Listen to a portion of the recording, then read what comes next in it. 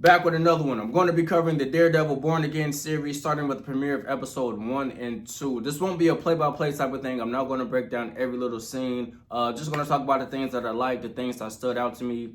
And here we go. We'll jump right into it. There will be spoilers. If you have not seen the first 2 episodes, stop this video, go watch the first 2, and then come back.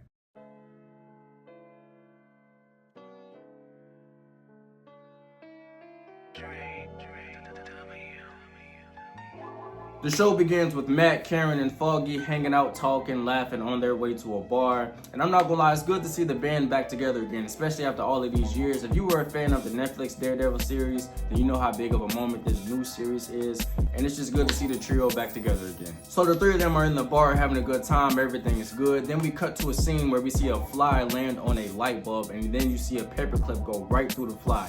If you've seen the Netflix Daredevil series, then you already know this is Poindexter, also known as Bullseye, and I thought it was a good thing bringing him in right from the jump, just gets the action going. Foggy and Karen end up outside talking, and next thing you know, Bullseye shoots Foggy right in the chest, and we are thrown right into a major fight sequence between Daredevil and Bullseye. The fight sequences look great, they're brutal, they're bloody, they're gritty, and we get those one-shot takes that we all know and love from the Netflix series. I see a lot of people making comments on the CGI in that fight chase sequence. I think it's mainly because we aren't used to seeing CGI in a Daredevil show. To me, it didn't look bad. Didn't look bad at all, if we're being honest. I just think it's something new people have to adjust to. But again, the CGI didn't bother me at all. So right away, Daredevil Born Again raises the stakes. You have Foggy laying on the ground, bleeding from being shot in the chest. He's fighting for his life and unfortunately passes away. Bullseye kills Foggy. Now that Foggy is dead, this sends Daredevil into this rage, and he ends up throwing Bullseye off of the roof, and this is just the beginning of the episode. Matt decides to step away from being Daredevil. He feels a line has been crossed ever since Foggy's death. He feels like things have gone too far, and he doesn't feel he's worthy of being Daredevil anymore. And at the same time, we have Wilson Fisk running for mayor, and it looks like he's on track to win. One of the first things he wants to do is to outlaw mass vigilantes. One thing that I like about this show so far is how we get this grounded perspective of how the people of Hell's Kitchen think and feel. So basically, it's this thing called the BB Network, and basically somebody's going around interviewing real life people on the street, just living their day-to-day lives, minding their business, and they stop and ask them like, hey, how do you feel about Wilson Fisk? How do you feel about him running for mayor and possibly winning? How do you feel about Daredevil's absence? You know, he's been gone for a while, crime has been up. These people want vigilantes, they have lost faith in their politicians, and they would prefer somebody else to handle their business. We have a few tricky situations going on in this show. Matt Murdock's assistant feels that he needs to get back in the world, you know, have some fun. She decides to set him up on a blind date. When he gets to the date, they have a rough start, but they end up filling each other out, have a good time, they laugh, and they end up liking each other. We jump over to Wilson Fisk. He's in therapy now. He walks into the door to meet his therapist, and that therapist is the same woman that Matt was just on a date with. So I want to see how that's going to play out.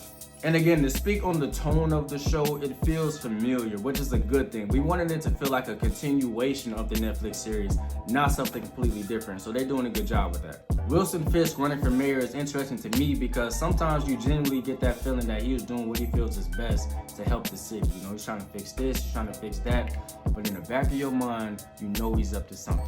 You know, mayor or not, that's still Kingpin. It's only a matter of time before he reveals his hand. There's a pretty cool scene where the police commissioner goes up to Fisk and tells him that he's quitting and he's taking a bunch of cops with him. See, they don't like Fisk. They don't trust him. They don't want anything to do with him. And real smooth, Fisk shows a picture of the commissioner's mistress and their kid that they've been keeping a secret. Basically implying that unless you want this getting out to your real family, unless you want the whole city to find out about this, you ain't going nowhere. See, that's still Kingpin, man. I'm telling y'all. So by the end of episode 1, Fisk officially becomes mayor, and we get this visual of him being on top, almost like he's being exalted, as if they're symbolizing his inevitable rise to power, while Matt Murdock is ground level looking up at Fisk. It was a cool visual to me.